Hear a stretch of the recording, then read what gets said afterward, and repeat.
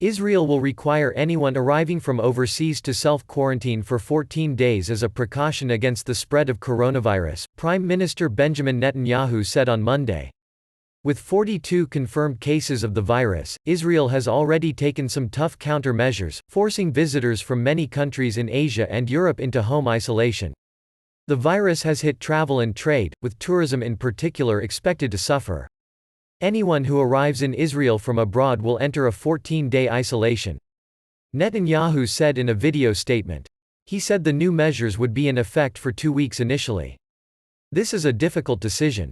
But it is essential for safeguarding public health, and public health comes first. Government officials said the order would come into force immediately for Israelis returning to the country. From Thursday, any non-Israelis seeking to enter the country will have to prove they have the means to self-quarantine, the officials said. Israeli media said the latest measure would mean quarantine for some 300,000 citizens in a country of around 9 million. Palestinians in the Israeli-occupied West Bank have also been hit by the virus, reporting 25 confirmed cases.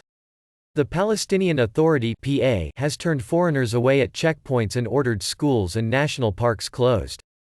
The PA said on Monday it was barring Palestinians from traveling to neighboring Jordan through the Israeli-controlled Allenby Bridge crossing, with immediate effect.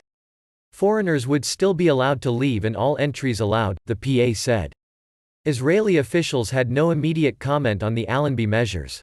Uncertainty in Israel about the impact of the new measures hit Tel Aviv's blue chip stock index and the broader TA 125, which were both down around 6.5%. The shekel, which peaked against the dollar in mid-February at 3.416, was trading at about 3.5 on Monday. Israel's central bank has said it did not expect a major economic impact if the virus was halted in the coming months, but that it was ready to use monetary policy tools whenever necessary should conditions worsen. Netanyahu invited the media on Monday to a video conference he held with leaders of Italy, Austria, Hungary, Bulgaria, Romania, Croatia and Cyprus to discuss cooperation on the crisis. Among his proposals was to regularly disinfect select airports in Europe to help preserve international deliveries of supplies. Israeli public broadcaster Kan said the quarantine restrictions were even affecting the country's intelligence service. Khan said, without citing sources, that returning Mossad operatives had been ordered to stay at home for 2 weeks.